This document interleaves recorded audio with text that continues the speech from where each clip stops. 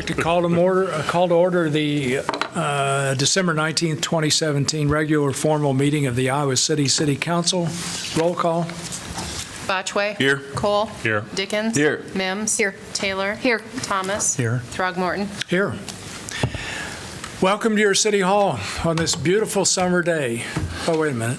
It's not summer, but it was a beautiful day. I walked my dog out there and kind of lazied our way around the neighborhood. It was just a gorgeous day. So welcome to all of you at the end of this day.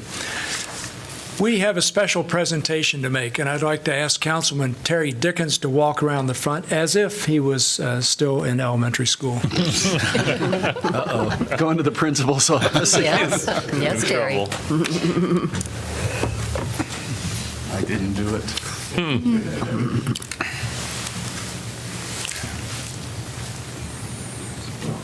I see there's no microphone, so I can probably just speak up. So anyhow, Terry's been on the city council for Here comes Ty. 7 years, 11 months, and Do you wanna know 19 days, In and seconds. is this on? Yeah. So we want to congratulate you for your service to the city. You've performed with great skill and diligence and all that. And I'll bet your fellow city council people have some things to say. I don't know what they're going to say, but they'll say something. So anybody want to make a comment or two about Terry? I know where they all live.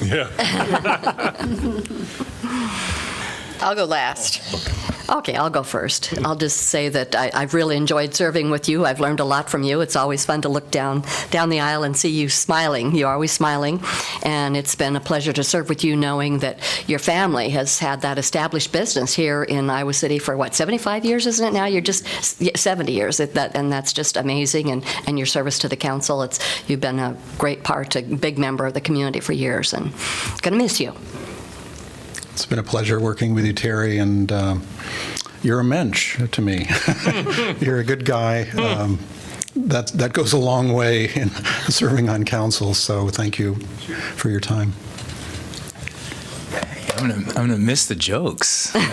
We have a lot of inside jokes and commentary back and forth sometimes, and just gonna miss that. And I just appreciate Terry. That I think that out of all the counselors, the fact that many people can just stop into your shop and talk to you, I think that it's a testament to who you are, and you're always smiling.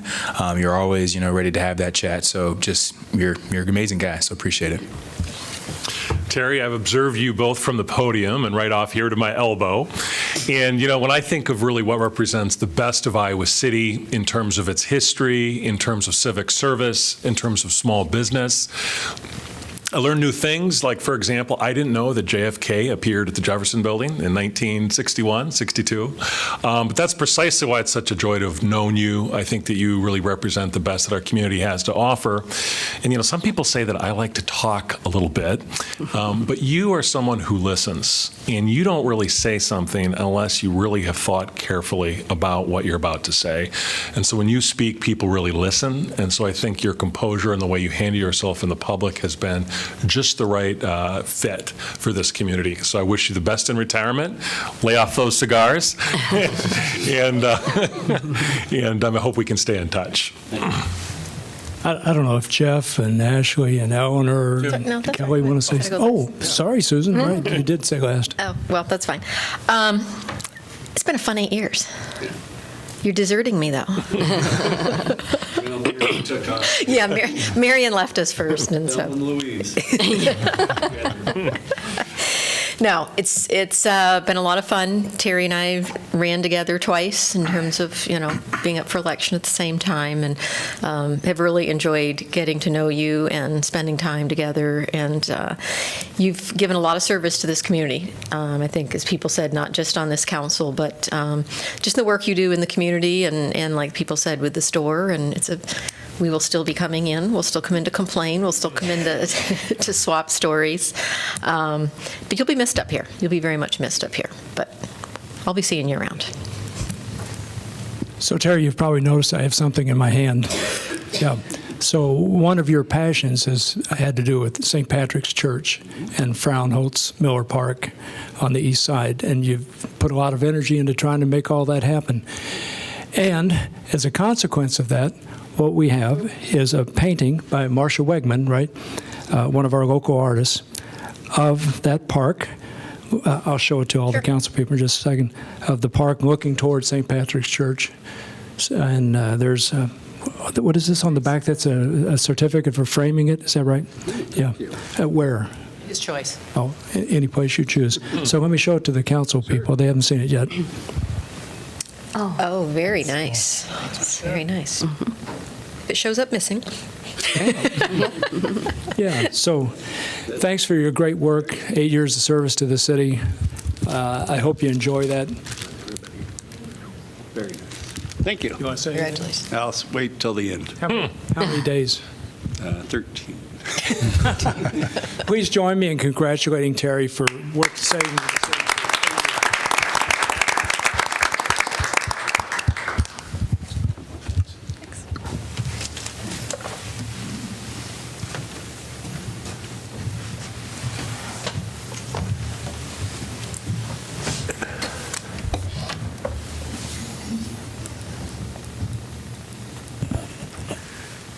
All right, we should move on to item 2, which is to consider adoption of the consent calendar as presented or amended. So moved. Second? Moved by Botchway, seconded by Dickens? Yep. Yeah. Discussion? Hearing none, roll call, please. Cole? Yes. Dickens? Here. Mims? Yes. Taylor? Yes. Yes. Thomas? Yes. Yes. Throckmorton? Yes. Botchway? Was that a yes, Mr. Dickens? That's a yes. Okay. I'm still Motion here. carries 7-0. Item 3, community comment.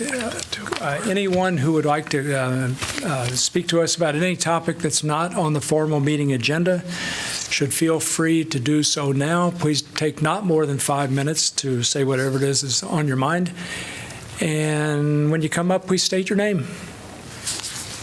Hello again. Hi, my name's Bob Libby, and I'm chair of the Airport Commission. And I'd like to introduce Chris. And Chris is going to talk to you real quickly and shortly about our strategic plan. I'm Chris Ogren. I'm also on the Airport Commission. And we made a slide here, which should... So, and I think this was in the packet you received last week, but we're pleased to announce that we've completed our strategic plan, and we're very pleased with the result. And it boils down to 5 goals, which are listed on the slide here. The first goal is to continue strong communication with the city.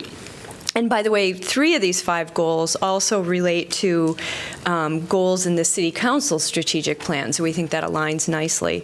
Continuing strong communication means, among other things, regular reports to the City Council, tours of the airport and facilities to City Council members. I don't know how many of you have done that, but we'd love to show you around the airport, as well as the city manager's staff and city department heads. And another thing, related to strong communication is that we're interested in communicating with the Parks and Recs Department about possibly further developing the little viewing area we have next to the airport. Little kids love airplanes, and we want them to be welcome there to watch, and their parents, of course, and other people too. But we'd really like to develop that area in conjunction with the Parks Department.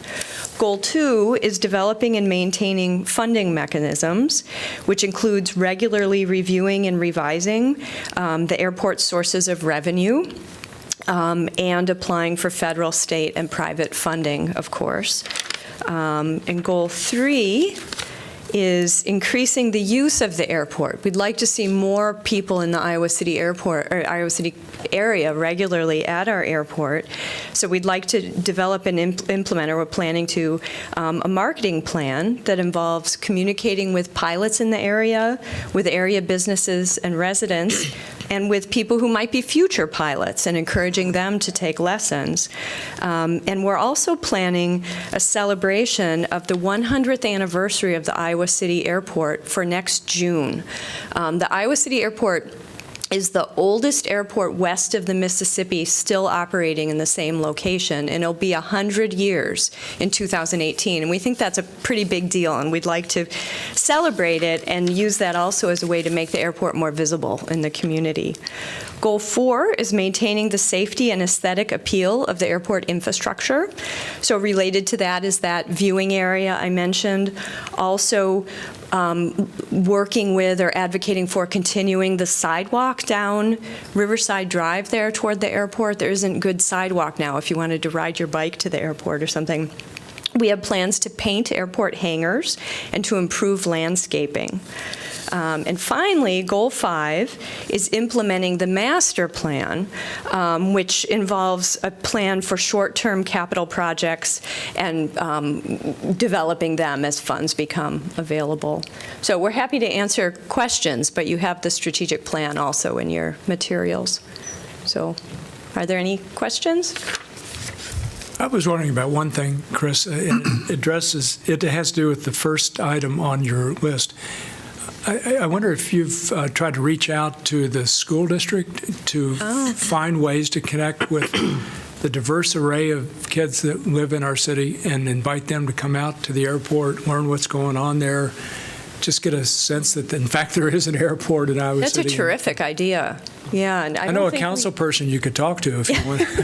Oh, maybe we will. No, that's a great idea because it's right there. And if the kids' families don't know about it, they might not have ever even been to the airport in Iowa City. But no, it's great. And maybe get them for the 100th anniversary, too. We're going to have rides for kids, free rides, and all sorts of displays. We want to have planes from each decade the airport has been in existence, if we can do that. And we probably can. There's a lot around. So we're excited about that. We can talk to you when you come out to visit, to the tour. Yeah. Please It's a do. good idea, yeah. It'd be a great thing to go out and check out the airport. I just want to briefly say I think you're doing amazing things. You know, I think that for me, at least coming on council and thinking about an airport in Iowa City, it just didn't make sense to me at the time. When I first came on council, I'll be honest with you, it wasn't like my top priority to talk about.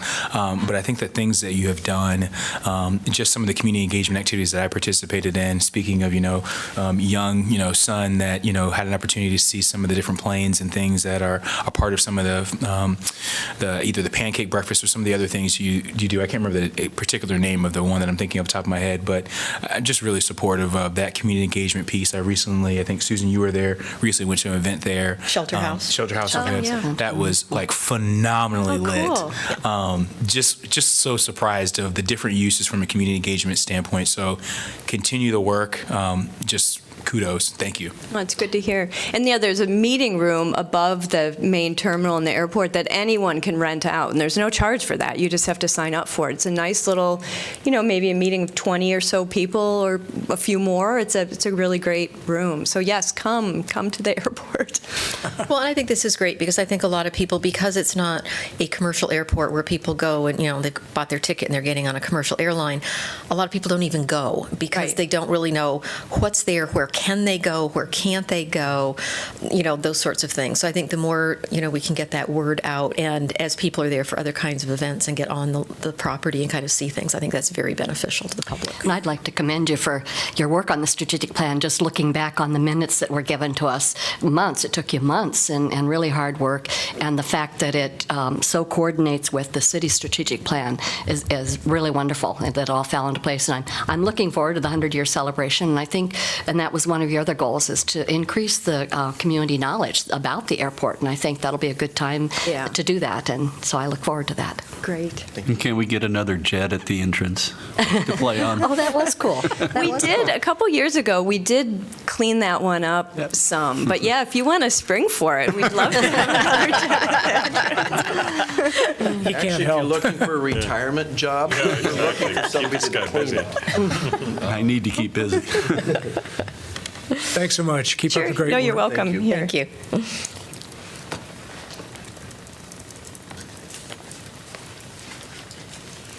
Anyone else want to address us on any topic that's not on the agenda? Good evening. Good evening. Do I put this on here? Is that how that works? Sure.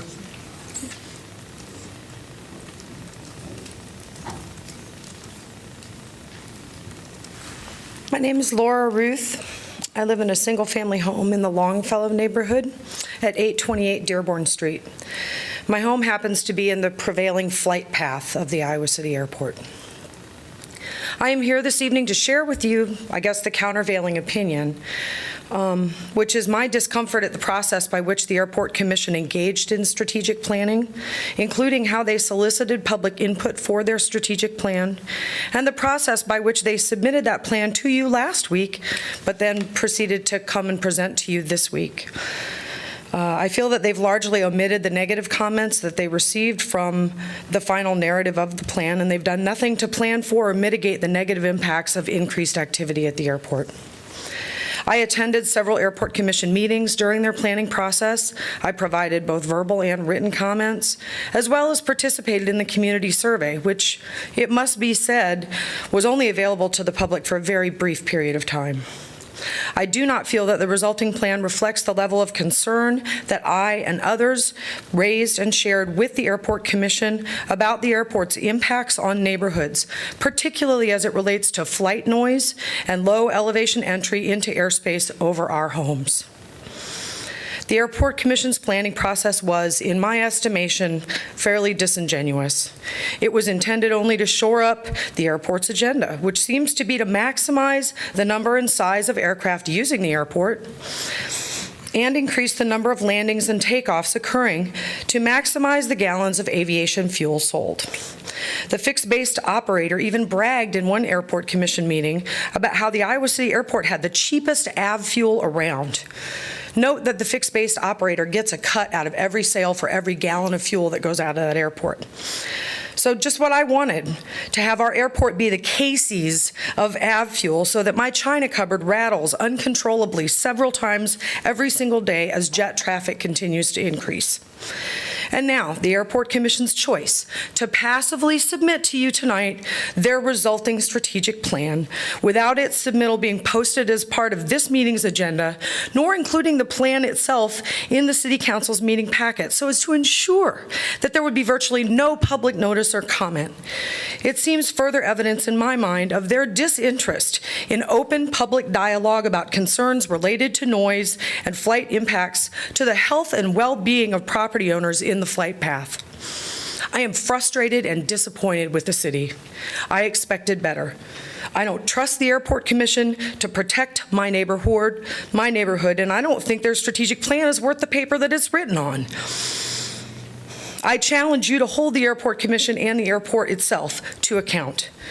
I would ask you to ask them to at least respect the voices of property owners in neighborhoods whose health and well-being the airport's activities affect. Subverting the process to avoid public critique is unacceptable. While what they have done may be legal, and the Assistant City Attorney did in fact inform me of that this afternoon when I contacted him about the agenda for this meeting, it stinks. It's bad public process and it engenders public distrust. Thank you. Thank you, Laura.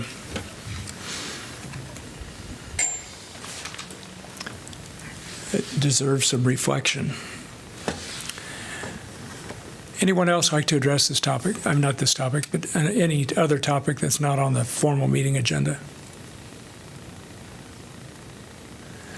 All right. Good comment? That's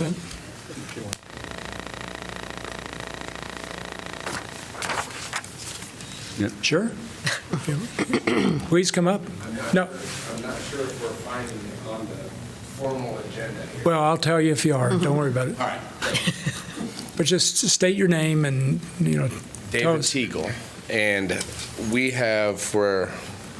live on Davenport Street, and we had gotten a letter in the mail, something about they wanted to switch parking north, south, sides of the street. It's odd, it's every other day now, and they want to make it, because the road's only 29 feet wide.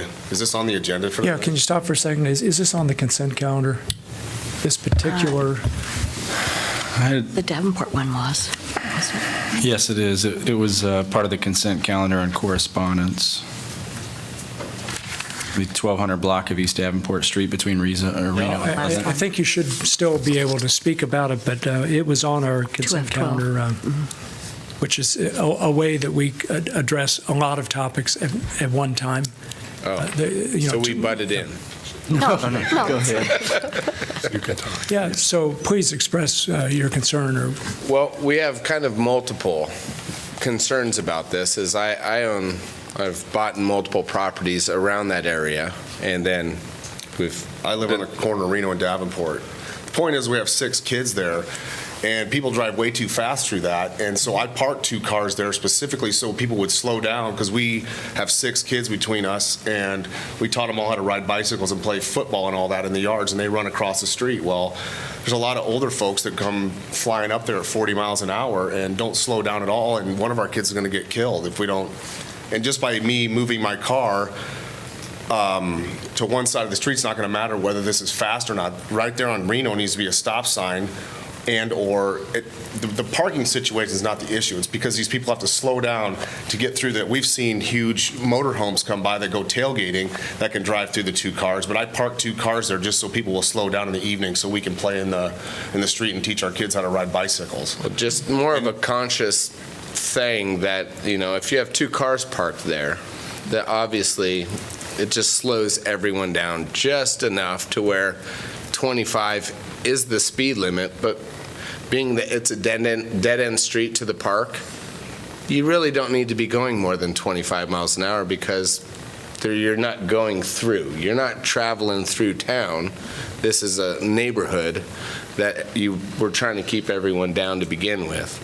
So really what they're trying to do is put all the parking is on the north side or the south side, one of the 2. South side. And it happens to be, I'm the only one that parks on the south side because I live right there on the corner of Reno and Davenport. And I don't think that it needs to be on that side of the street. They need to put stop signs in or some slow children at play types things so people are aware of what's going on instead of just going 40 to 45. There's another way to get around by going around on Bloomington Street. If you really want to go that fast, go that way. You know what? Don't come down our street then, because just to switch the sign, because I park my cars there on 2 sides. I have 2 cars that I park there, so you have to go slow through there. Doesn't mean that you need to make it so I can't park on my side of the street every time I want to park my car next to my house. Right. That's really what this is about. And then I got we all got letters. Everyone, I think, in that little it's only a block long that they want to do this. Got set, we all got letters just in that block long, which doesn't Nobody make asked. They sense. just said because of me parking my cars there to slow these people down, they're going to make all the parking on I think it's the south side, correct? Right. So now it's going to be on the wrong side of where I even park. So it just doesn't make any sense, because it's not like that kids are leaving their cars there for the semester and we have to deal with towing. Nobody parks on this street because everybody else besides my house has a driveway or a garage. Mine just happens to be, my lot's so big that I have to park clear down here and walk all the way around to get into my house. But if I can park right next to my house, I shoot my back door and it's not a big deal. Oh, okay, I think I need to do a couple formalities. I'm not sure you stated your names. I don't recall. I had originally David Teagle. Andy Barnett. Thank you, Andy. And it seems to me that this is something we need staff to look into and see if they're, check the process and all that kind of thing. And provide David and Andy with some feedback about it. And if we need to change something, we need to know what we need to do. Well, we just know that we had gotten a letter, and I'm assuming we all did from that block, got the letter. But at the same time, I'm not sure how that letter or how that complaint came about. But then yet we do have the signature of the entire block saying they don't want to change it, and I've got that in my pocket if you'd like that. So it's just more of we just wanted to at least voice, that basically the entire street plus some would be just kind of left alone. I mean, you go another 2 blocks, well, you're into college students that leave their cars for the semester and becomes an absolute hassle, which we get that. But on the other side of that is taxpayer, and that's not the case. It's, homeowners, so. Sure. Okay. Thanks for bringing it to our attention. Yeah. Okay. David and Andy, if you could provide your phone number or email, best way to reach you to Simon over here. We'll follow up with you tomorrow or the next day. We just don't know how it went from being, we get a letter in the mail to we're changing this to you can only park on one side of the street. Sure. We don't know how that happened. We'll look into it, and we'll help you sort it out, okay? Perfect. Thank you. Thank you. all. Thank you. Anyone else want to address a topic that's not on the formal meeting agenda? All right, seeing no one, we're going to turn to item 4, planning and zoning matters. Item 4A, zoning code amendment. This is an ordinance amending Title 14, zoning code, Article B, sign regulations, to broaden the sign allowance and illumination requirements for institutional uses in residential, industrial district, and OPD zones. I've forgotten what OPD stands for. Overlay plan development. Thank you. And to allow plastic trim cap channel letters for signs above the 5th story on high-rise buildings. So let me open the public hearing. Good evening, Jan. Good evening. This is kind of a catch-all, some minor amendments to the sign code that, based on input that I received from various institutions and people asking questions about the kind of signage that they would be allowed, we realized there are some shortcomings with our sign code, and this is kind of cleanup amendments to try and alleviate those issues. So the first issue was for some reason, I had several religious institutions contact me about allowable signage. And as I look through it, even though I've been enforcing the sign code now for 19 years, I really realized that especially in our single-family zones, the allowance seemed woefully small. So right now, our current sign code, if you're in a single-family zone and you're a church, you're only allowed one sign. And if that sign is on the building, it's only allowed to be 4 square feet. And if you have a monument sign, a non-building sign, it's allowed to be 12 square feet. So I was getting, for instance, St. Andrews was coming to me wondering what kind of signage they could have. And you think about a typical church wall. For a sanctuary, it's a very large wall. And to say, oh my gosh, you can have a 4 square foot sign on it, and that's it. That's what you get. And as a side, we've never counted crosses as signage. This would be like the name of the church or something. So what the amendment is doing is it's not like a huge incremental change, but it does allow these institutions 2 signs. So they'd be allowed to have the name of the church or the institution on the building wall, plus a small monument sign in the yard. So we're allowing them the 2 signs. We're increasing the size to 12 square feet on the wall and a 12-foot square monument sign. And then as an addition to that, I had 2 requests from the Newman Center and from Gloria Day, which are in PRM zones. PRM zone right near our downtown on Dubuque Street. And they wanted internal illumination. They just wanted to be able to light their sign from the inside. Residential zone wasn't allowed.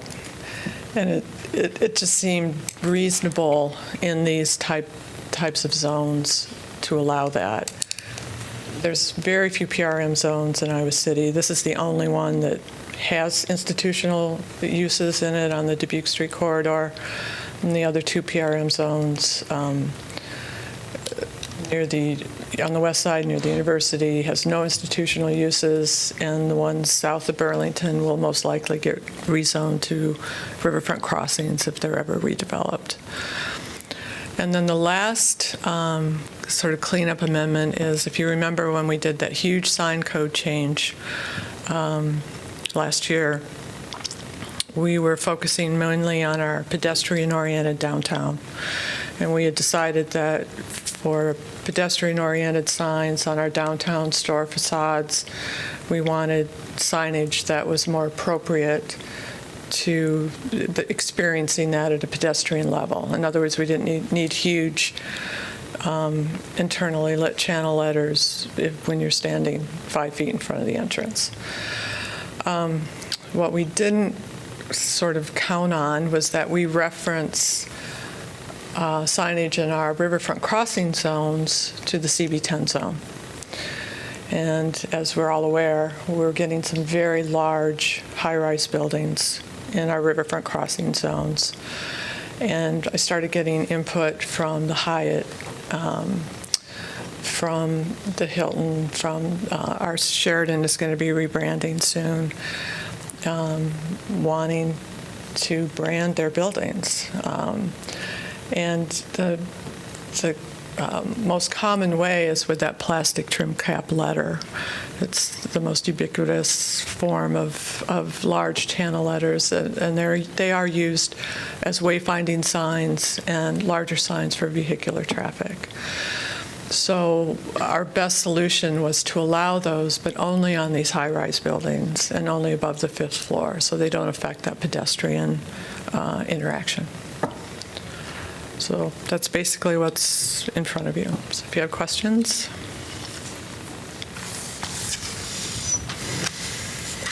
I thought these looked like reasonable changes. I just had one clarification on illumination for the church signs. Could you comment a little bit on that? Does this allow essentially more illumination? And if so, how much more because a lot of these churches are in residential neighborhoods too. Well, remember, we're only talking about the PRM zone. That's the only place that this will be changed. And in our blanket ordinance for signs in residential zones is no internal illumination. They can be externally illuminated with spotlights. That's okay, but no internal illumination.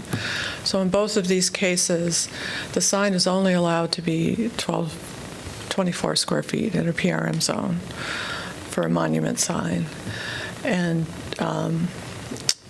the people at these institutions made a very good case in terms of wanting more visibility for their institution. And again, you think about coming down to Buke Street. Once you're at Market Street, you're kind of coming into our downtown area. If you're heading into the downtown on the left-hand side, you're starting to get into businesses, and then you're at the university. So in terms of impact on actual residential neighborhoods, I think it would be negligible. Okay, thank you. So, Jan, I know the Planning and Zoning Commission recommended approval 7-0, but if I remember rightly, some of the commissioners expressed some reservations during the discussions, at least. Were those reservations addressed? Did they result in changes in what's actually before us now? Well, they were addressed. So and it was the plastic trim cap letters on the high-rise buildings, and there was some concern about light pollution and how that affected everybody, right? And so what I did is I kind of did a tour of view sheds to these buildings. And what I discovered was very interesting is that even though, when you see the architectural elevations of these tall high-rise buildings, they're showing these huge towers, and you have this perfect line of sight to this huge tower. But when you're actually on the ground, either as a pedestrian or in a vehicle, that is not the case. As you travel down a road, you will find that view shed blocked of these very tall buildings quite effectively. I was surprised, both by intervening buildings, by vegetation, that, for instance, if you're turning onto Gilbert Street off of Highway 6 and you're heading north, and you look in front of you, the Rise building is incredibly prominent. It's right there. You drive 2 blocks up to Kirkwood, and it's almost completely obscured. You don't see it. And as you travel down Kirkwood, you'll see, all of a sudden you'll see a glimpse of the Hilton come, and you travel another half block and it's gone again. So in terms of the effect that this high-rise signage is going to have on Iowa City citizens, yes, there will be, occasions that I'm sure somebody, if they live at a higher elevation, can look out their bathroom window and see a sign on the Hyatt. That's going to happen. But in terms of an impact, everyday impact on the majority of the populace of Iowa City, I don't think having the signage on these tall buildings is going to have a large impact. And people use these signs for wayfinding as they're coming into a city and they're looking for their hotel. I know I do when I'm in a large city and I'm trying to find a hotel. The idea of them not being able to brand their buildings, as I was expressing to sign contractors who were asking me about this, I'm saying, well, yeah, I know you use these letters on your buildings all over the country, but not here, not yet. So, and I think the members of PNC were fine. I think once that was explained, and I gave them a little slideshow. I have that here if you're interested in seeing that, but as you kind of travel through and you can see how things are obscured. Maybe you could bring that in at the second reading. Okay. I mean, I have it here now, but it's up to you. Could we add it to the packet or the slideshow? Add it to the to the correspondence? Sure. I don't know if you can put it in that form. Can you put the pictures in the packet, you mean? Yeah, we can add it to your packet for your second reading. Sure. Okay, sure. Yeah, why don't you do that? Okay. Okay, any other questions for Jan? Thank you. Would anyone else like to address this topic? All right, seeing no one, are you folks inclined to vote in accordance with the Planning and Zoning Commission? Yeah, okay, so I'm going to close the public hearing. Could I have a motion, please? So moved. Second. Moved by Botchway, seconded by Dickens. Discussion. Hearing none, roll call, please. Dickens? Yes. Mims? Yes. Taylor? Yes. Thomas? Yes. Throgmorton? Yes? Botchway? Yes. Cole? Yes. Motion carries 7-0. Item 5, Universe City Sale, 521 South Governor.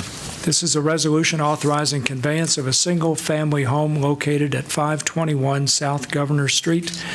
I'm going to open the public hearing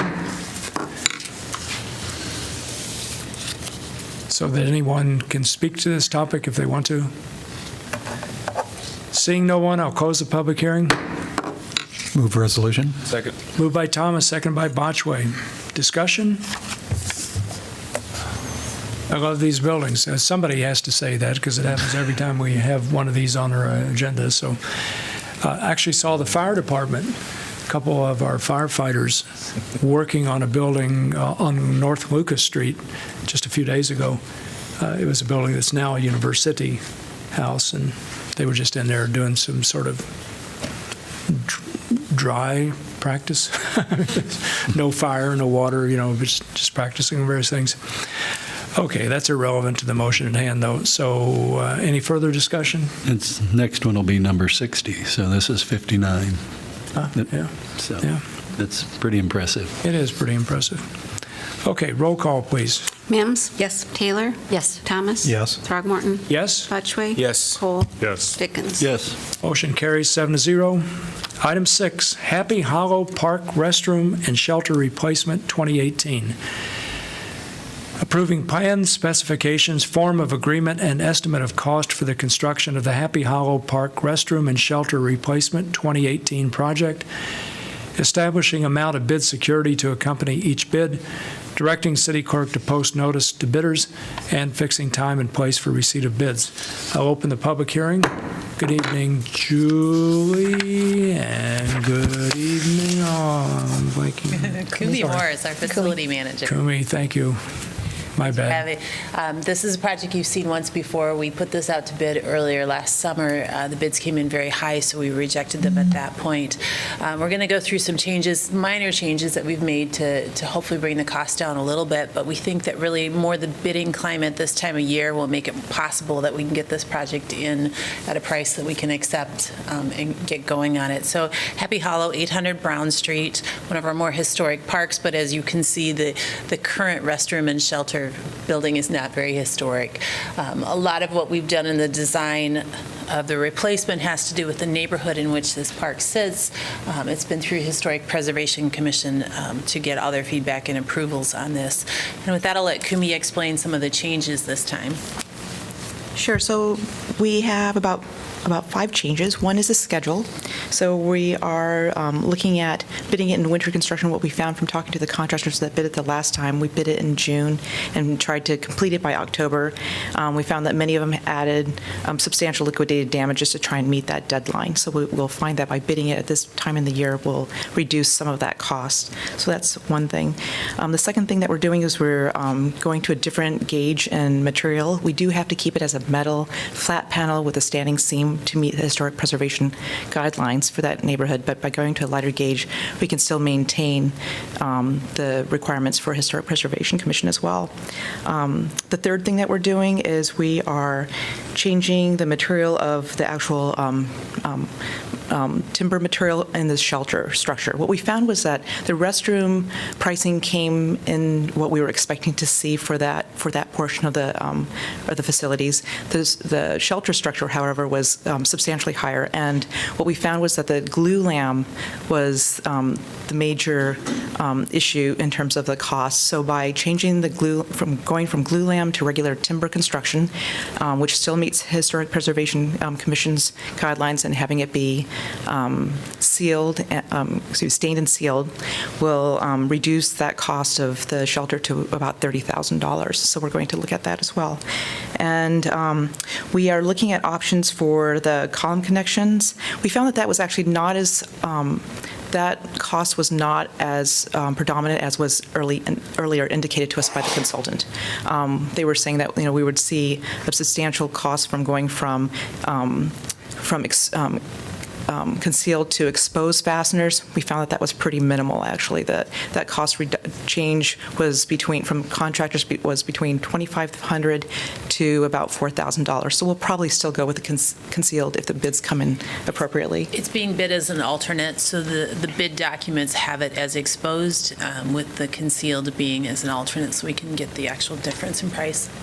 And the last thing that we're doing is we have an alternate for the fascia material around the column base. So so we have concrete base columns, and then we are looking at a split face finish or limestone.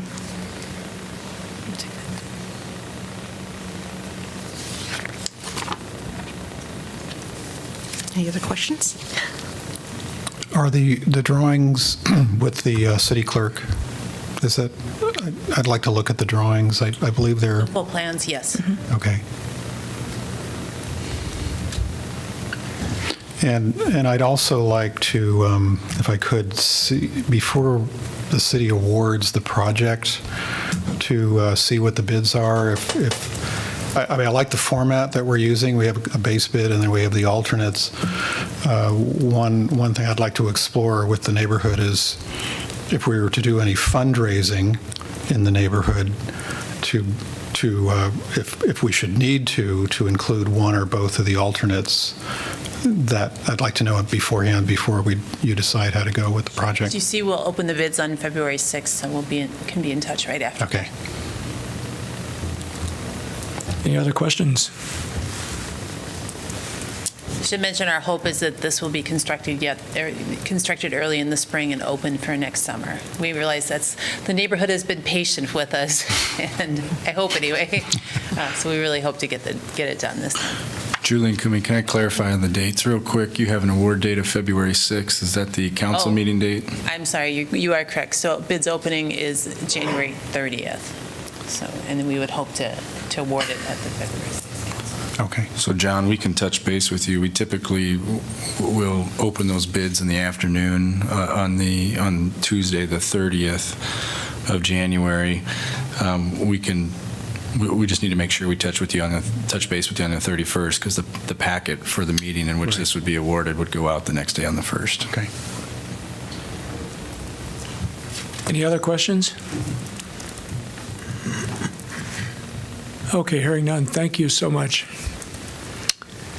Anyone else want to address this topic? Seeing no one, I'm going to close the public hearing. Move resolution. Second. Moved by Botchway, seconded by Dickens. Discussion. I'm just glad to see it going forward and hope we get a better price, because it was pretty high last time. So.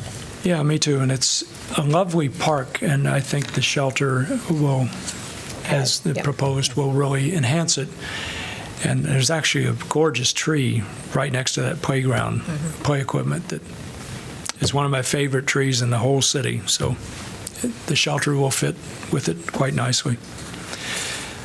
All right, any further discussion? Hearing none, roll call, please. Taylor? Yes. Thomas? Yes. Throgmorton? Yes. Botchway? Yes. Cole? Yes. Dickens? Yes. Mims? Yes. Motion carries 7-0.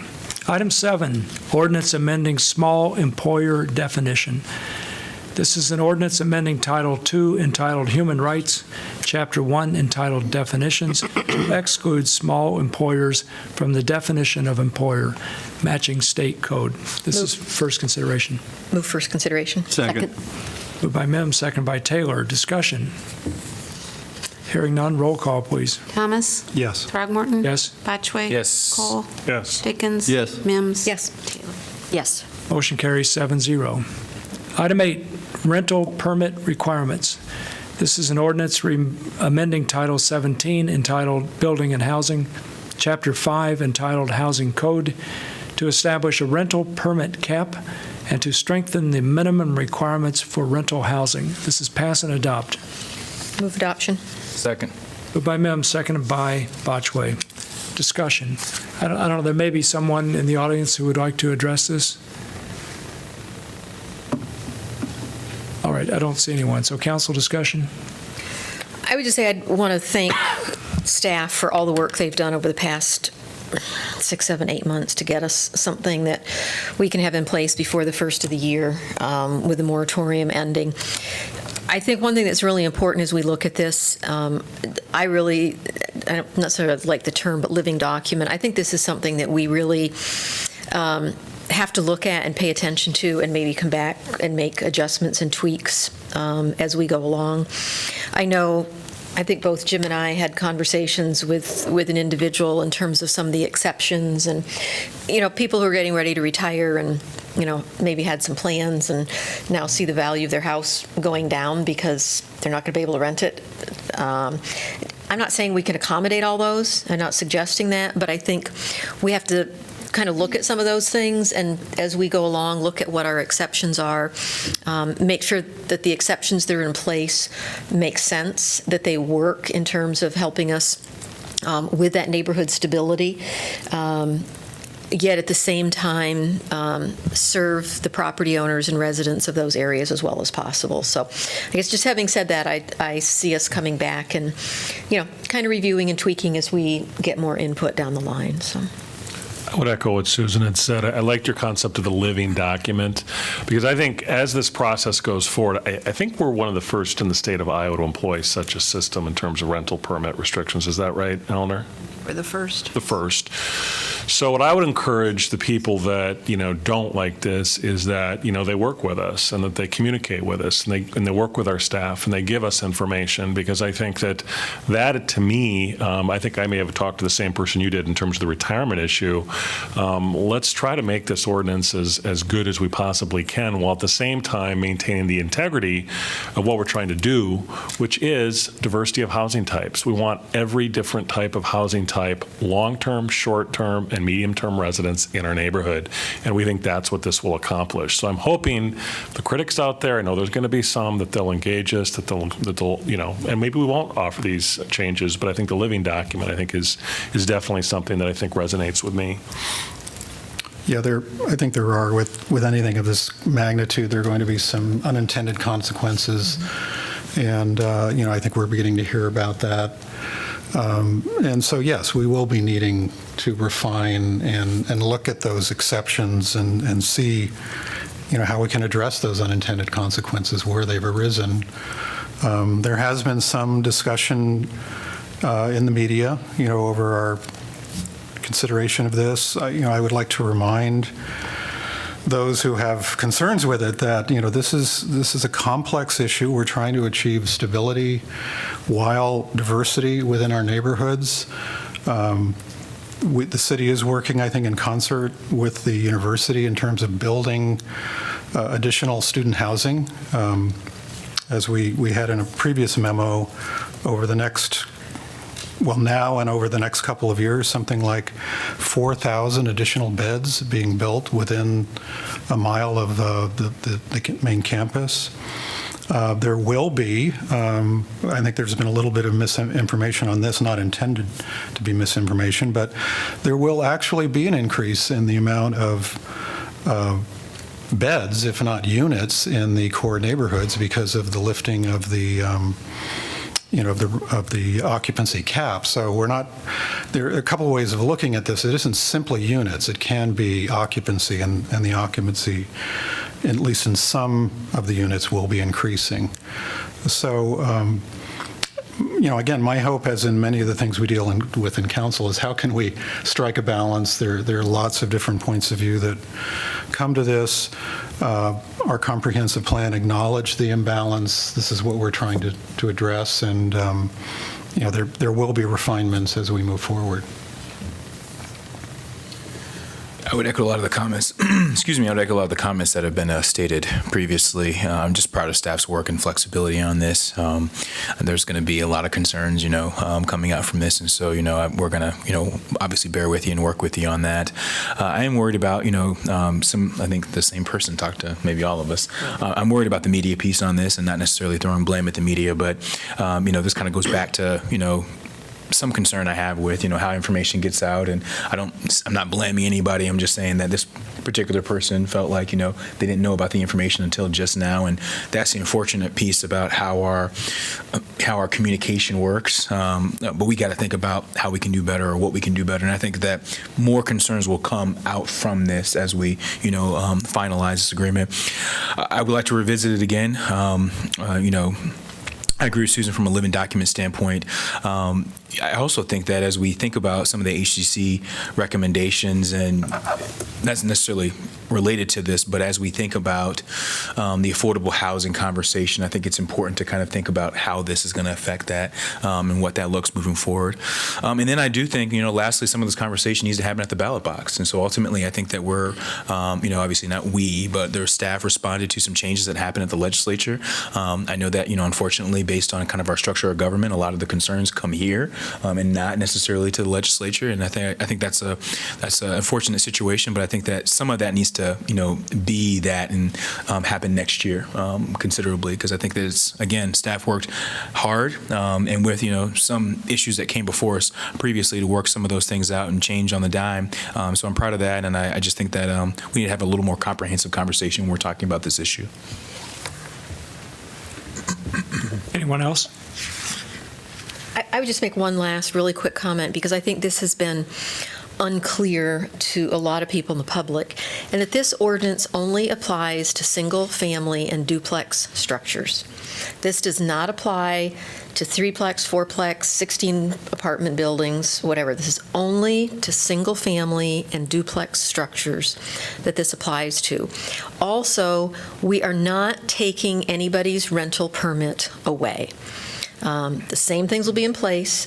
I think it does, and I think we've talked about this, potentially stepping up our enforcement in terms of nuisance properties. I think this kind of puts that warning on landlords that they need to really take heed of how they're managing their properties and the expectations they're putting on their tenants, or based on multiple nuisance complaints, they could potentially lose a rental permit. And if they're in an area where it's already over the cap, they wouldn't be able to get it back. So, but we're not taking any away. If people lose them, it's going to be because of their own action or inaction. And again, it's only single family and duplex, which I don't know what percentage those make up of all the units, but there's certainly a whole lot of big apartment buildings in this town.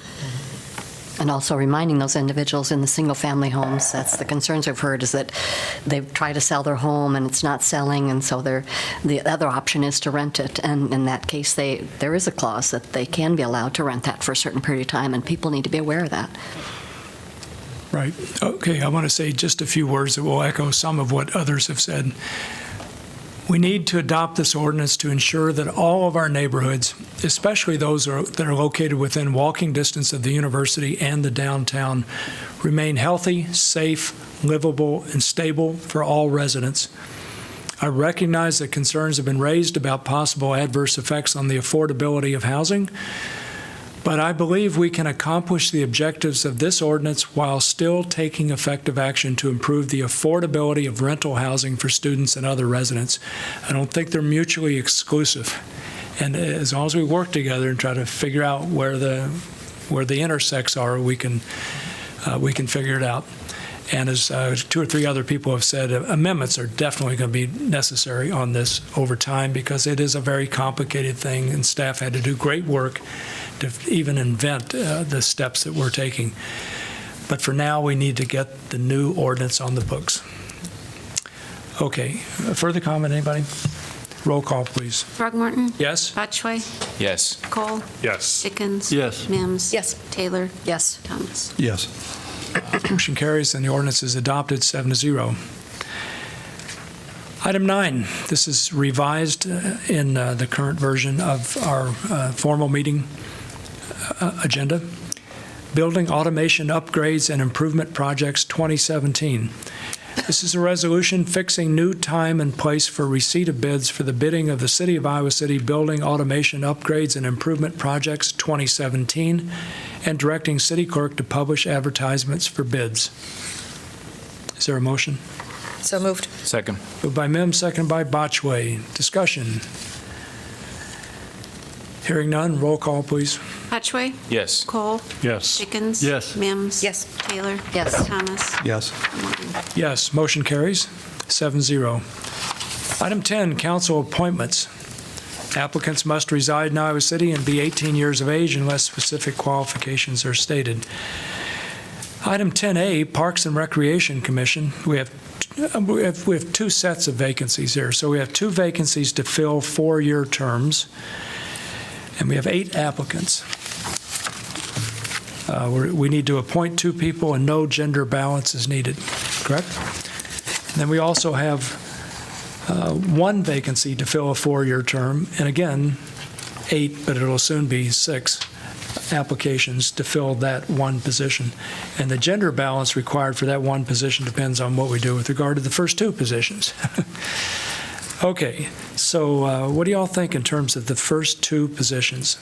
Well, I think in regards to Angie Smith, I think obviously we felt she was good enough to appoint her to the partial unexpired term in March, and I think that we should give her the opportunity to have a full term. Yeah, I certainly agree. Yeah, any objection to that? Nope. No. Agree. All right, so we should address, I think, Clay Clausen's application. Clay has been the chair for the past 7 years. He's just finishing his 8th year, 2 consecutive terms. Our policy is not to reappoint anybody subsequent to completing 2 full terms. So Clay has asked that that requirement basically be waived because he's worked really hard for the Planning and Zoning, or for the Parks and Recreation Commission, and would like to see some other projects brought to fruition. So I really admire that, but I can say I'm not in favor of modifying our policy. I don't know what you all think, though. I agree. I have the greatest respect for Clay. I think he's done an absolutely fantastic job on there. But we really sat here over the last, I don't know when we had the major discussion, but the idea that we really wanted to give more people the opportunity to serve on these boards and commissions, and I think we need to stick with that. And certainly he's welcome to reapply at another time, but as much as I would like to, from the standpoint of what he has done and the excellent service he's given, we need to give other people the opportunity. On that point, I would hope that Clay can be fully engaged in efforts to build fundraising for parks. I think that's a passion of his, and I see no reason why we can't reach out to him and try to engage him in that. All right, so that leaves us with six applicants. So I would throw out Ben Russell. I was going to suggest Ben Russell as well. That's fine. That'll work. Yeah. Okay, I'm fine so with that. I'll write that down. All right, so we have 5 applicants for the other position, the other 4-year position. What, do we have a gender balance requirement? Yes. So right now, with the 2 appointments you just made, you have 5 female and 3 males. So we need a male, right, unless we extend the deadline. All right, so the choices are, let's see, who do we have here? We have Stephen Byrd, Lucas Folsch, Stephen Warren, and Lindsay Evans is a female, right? Okay, so Stephen Byrd, Lucas Folsch, Stephen Warren. Who did I miss?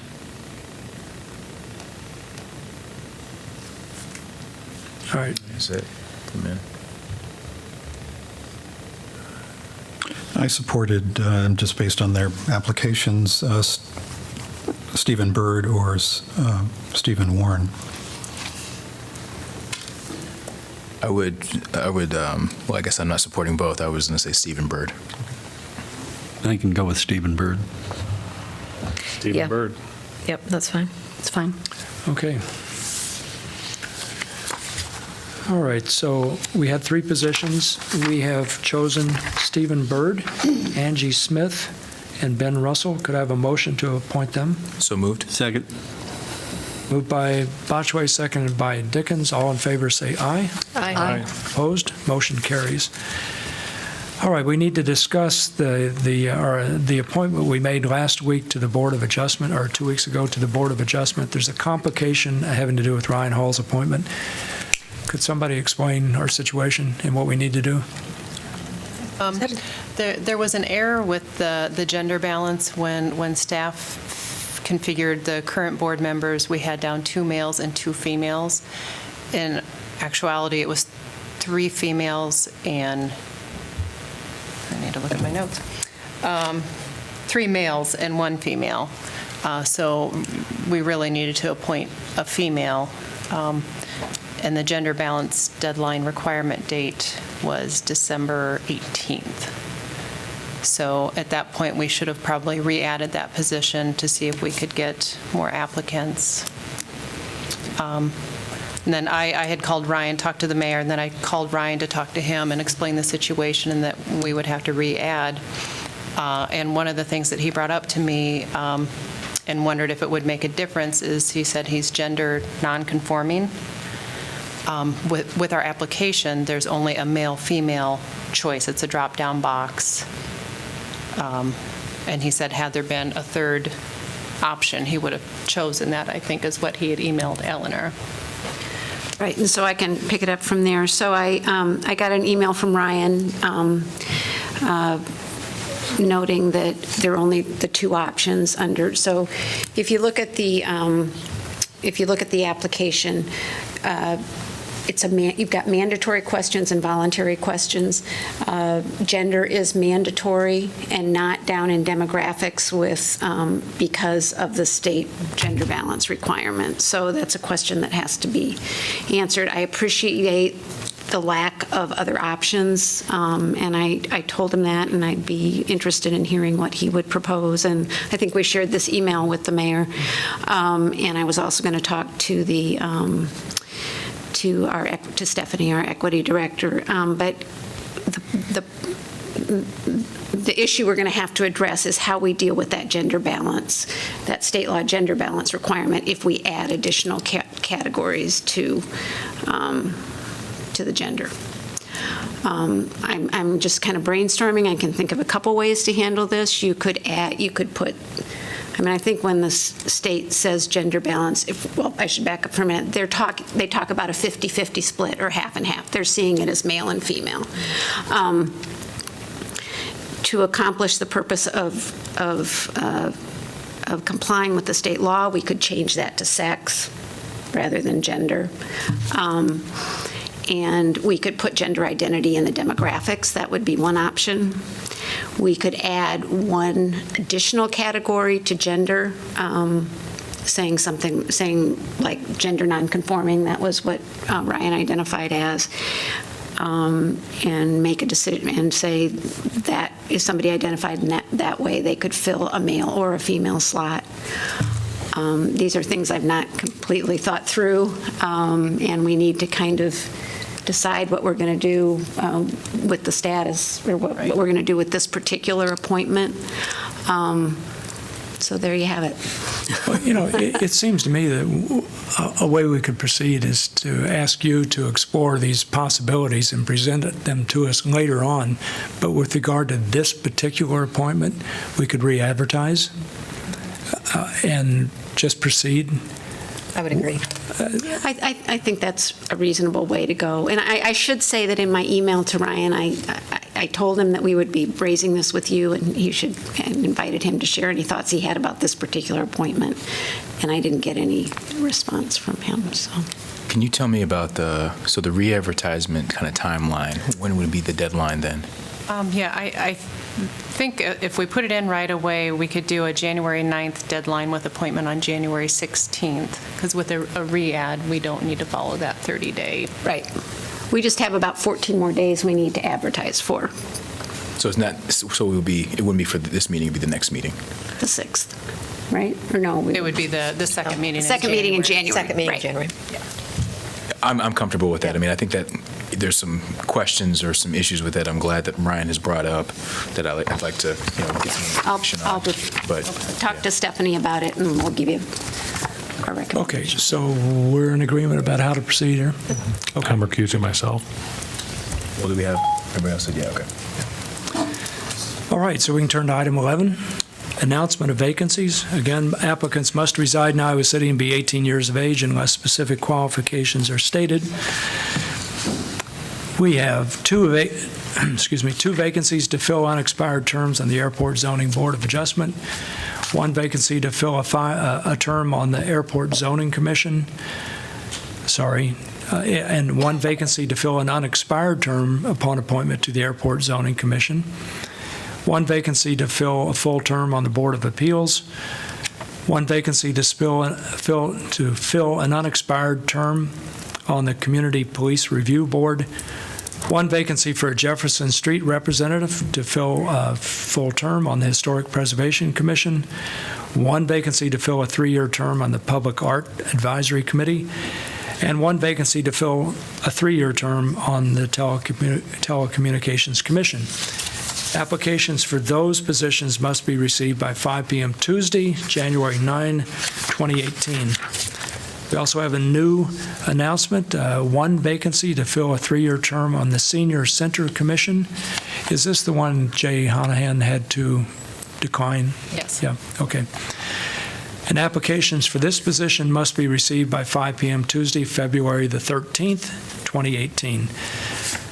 Could I have a motion to accept correspondence, please? So moved. Second. Moved by Botchway, seconded by Dickens. All in favor say aye. Aye. Opposed?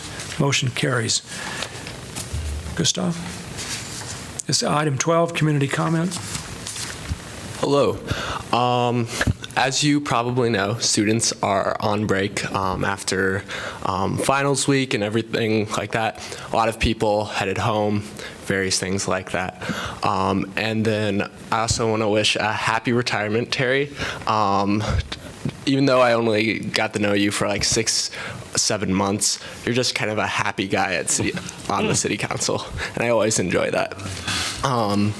It's also my mom's birthday, so if my mom's awkwardly watching Channel 4, I wish her... Happy birthday, Mom. Yeah, happy birthday, Mom. Yeah, so happy holidays. Thank you, Gustav. All right. City Council information. Could we start with Kingsley and move to the right? Yeah, so this is kind of jumbled up. Participated, I think some of you as well. I actually headed out pretty early at the Chamber Legislative Reception last night. That was fun, and the talk was really short, so I really appreciate it as well. Won the Coralville Basketball Championship last Thursday against some Iowa football players, not throwing it out there, but they were previous Iowa football players. One was a famed running back, Mark Weissman. Moving on, annual luncheon for CVB. That was kind of awkward for me. You know, I knew Marion got the award. I presented for Marion and Tim Carty, and, you know, almost teared up. I don't like to do that. It's not, you know, I don't do that a lot. And it's just awesome to, you know, present that to Marion because of the work that she's done, and obviously to Tim as well. I really do truly mean he isn't everywhere, man. I see him at all the different ribbon cuttings and everything else, and so I really appreciate his support. And then participated in the CLP Government Day with Jeff. That was fun just to kind of talk about running for council. There were some good questions about potential running for council, so interested, and also provided information as it pertained to boards and commissions as well. So that was good. Just a lot of thank yous. Start with my wife. That's a tough one. Work my way down to my kids, grandkids. I knew I was going to do this. Council, staff. It's been great. I'm done. Go ahead. I just wanted to briefly follow up on our excellent discussion we had on community policing tonight with our police chief. That conversation, I think, in large part was generated by the community reaching out to us and letting us know what's happening in their neighborhoods. So I guess I would continue to encourage the community to reach out to us, to let us know what's happening. And it's an issue that we're going to continue to monitor very closely. And I was very pleased with the presentation as well as what staff had put forward with that. In terms of we're not doing updates on the boards and commissions yet, are we, or not? I was going to say, there's no update there, no. So.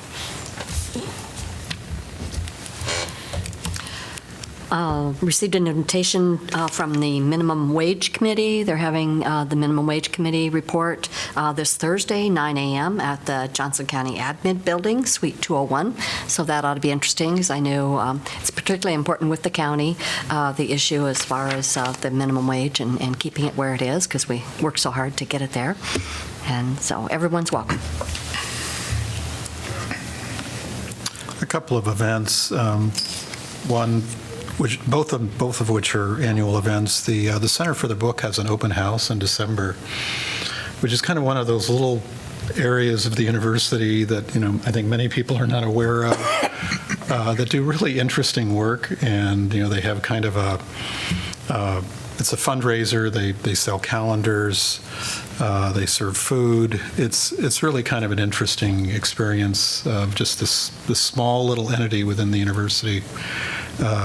Kind of almost in my mind, kind of an adjunct to the City of Literature, in that they create books with, you know, in a kind of a craft sense. And then Kingsley mentioned the Iowa City Coralville Convention Visitors Bureau annual event. That is a great event. It's entertaining. It's informative. The Bravo Awards are spectacular. Marion got an award. It's one of my favorite events that I've attended. I just think they really do a nice job putting it together. Jim and I met with Lori and Janet from the school board a week or two ago, a couple weeks ago. Had a good conversation with them, just kind of keeping up to date what's going on in both of our realms, so that was interesting. Jim and I were both here for the bond training. Today's only Tuesday, so I guess it was last week. On the 11th. Yeah. it was really good. The rest of you missed, I think, a really good, informative presentation about the whole process, the risks involved, and, all the work. Let me tell you, the money that we pay bond counsel is well worth it. This stuff is complicated, and the regulations are just getting, I think, more and more detailed, and certainly Dennis and his staff do a great job, but the importance of having outside counsel for whom that is their everyday business. I get it, Eleanor. It's not Eleanor does a great job with the other stuff, but this stuff it's really specialized, and so they were a great group. Could I add to that? Sure. Yeah. So in some ways, it was really boring. 2 hours of listening to this talk about very detailed stuff. But man, it's really important, and we are very lucky that Dennis is in charge of our department that does not all this stuff, but a lot of it. And I learned a lot, most of which I've forgotten already, but it was really informative and a very good thing to attend. Yeah, I mean, just the reporting deadlines and the kind of data that you have to keep track of and report out on, and, from the time we sell a bond, how many days or months you have until you use the money, and the importance of really, really good accounting procedures so you can document how you use the money and that you actually used it for what you said.